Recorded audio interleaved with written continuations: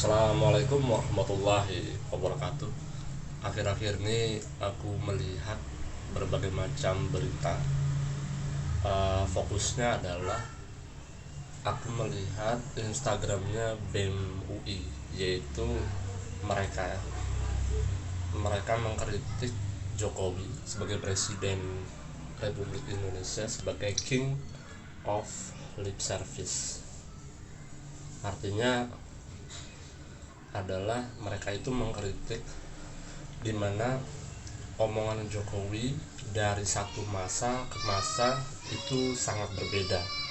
Intinya mereka mengkritik banyaknya utang, kemudian ada juga berita tentang tidak akan melemahkan KPK, tapi di pembicaraan berikutnya kepada media massa, Jokowi ini malah mengadakan revisi undang-undang KPK.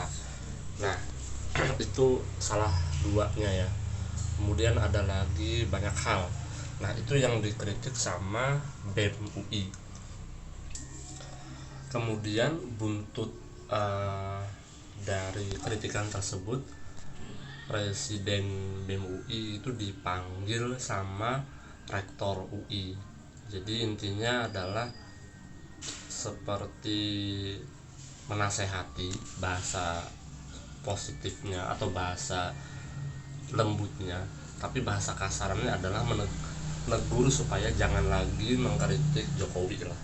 Dan itu aku baca di Tempo. Dan teman-teman perlu ingat ya, setiap berita, setiap media ketika memberitakan Jokowi itu ada yang betul-betul sifatnya itu kontra dengan Jokowi, ada juga sifatnya itu mendukung Jokowi, ada juga yang di pertengahan. Menurut aku pribadi, media yang paling baik itu adalah media yang berimbang. Jadi tidak memihak kepada Jokowi dan tidak juga memihak kepada salah satu kelompok untuk yang menjatuhkan Jokowi. Jadi alangkah lebih bagusnya itu kita ini sebagai rakyat ketika membaca berita atau media, lebih bagusnya adalah kita menggunakan logika akal sehat kita. Kita berfokus pada sesuatu hal yang sifatnya itu untuk kemaslahatan masyarakat. Jadi misalkan nih, seorang pemimpin negara ketika dia itu menelurkan sebuah kebijakan, itu harus kita bikin matriksnya. Matriks ini dalam artian keuntungan untuk rakyat itu berapa persen, berapa banyak, kemudian keuntungan bagi pemerintah itu berapa, keuntungan bagi kelompok tertentu berapa gitu. Apabila keuntungan kepada rakyat itu sangat besar, maka kebijakan itu bisa dikatakan adalah bagus dan harus didukung oleh masyarakat.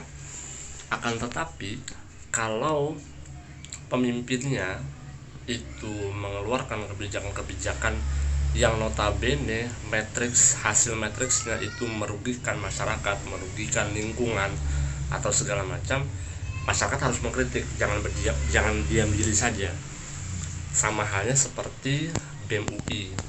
Nah, aku mengapresiasi terhadap BEM UI yang pernyataannya itu akhir-akhir ini ya, sekitar bulan Juni 2021. Aku apresiasi sekali. Nah, beda halnya kalau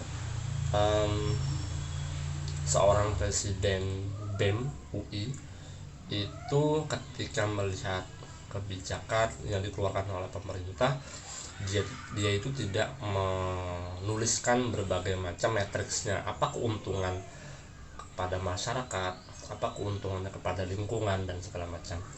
Jadi sebagai mahasiswa, lebih baiknya ketika ada sebuah kebijakan itu harus dikritisi betul-betul sampai dari hulu sampai ke hilir begitu. Jadi jangan sampai digebiah uyah, diterima, ataupun kita bersikap apatis begitu.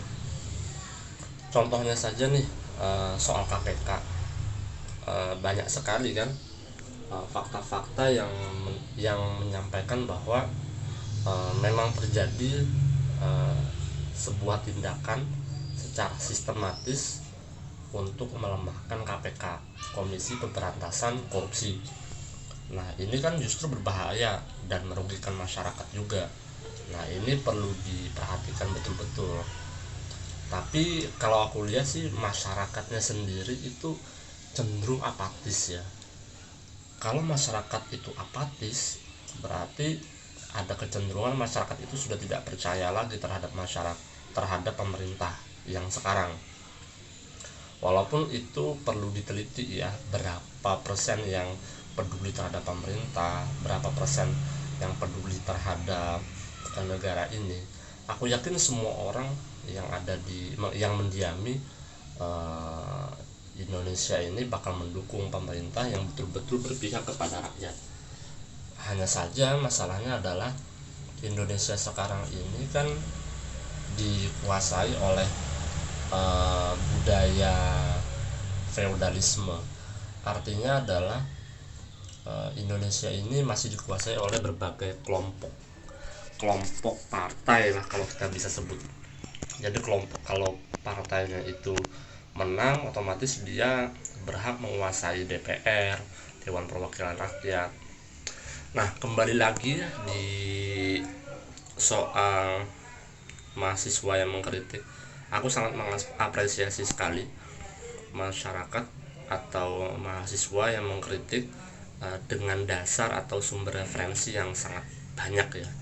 Jadi dapat dipertanggungjawabkan, kritiknya itu bisa dipertanggungjawabkan. Nah, sangat disayangkan kalau menjadi mahasiswa itu tergeser idealismenya, akhirnya berpihak kepada salah satu pendapat partai atau kelompok tertentu.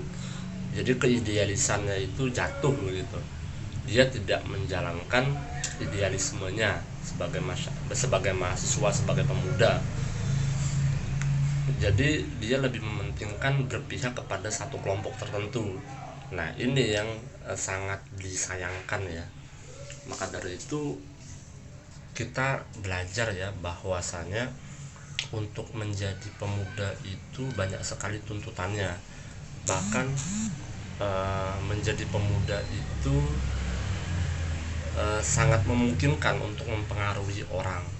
Jadi jangan sampai kita ini yang sebagai pemuda dari umur 17 tahun sampai umur 35 tahun sampai 40 tahun itu memberikan efek-efek yang negatif kepada masyarakat. Jadi lebih baik kita mencontohkan hal yang baik. Kalau kita tidak merasa yakin apa yang kita ucapkan dan kita lakukan itu berdampak positif, lebih baik diam aja gitu. Jadi otomatis kita harus perbanyak diri untuk belajar, entah itu membaca buku, membaca koran, bertanya kepada narasumber begitu. Itu aja yang mau aku sampaikan. Ini adalah unek-unek aku ya seharian ini, karena aku melihat berbagai macam berita-berita yang kadang pemerintah itu bersikap represif terhadap sebuah pendapat yang ada di media sosial, apalagi yang mengkritik di depan pemerintah itu sendiri. Semoga aja negeri ini bisa lebih baik daripada sebelumnya. Terima kasih. Wassalamualaikum warahmatullahi wabarakatuh.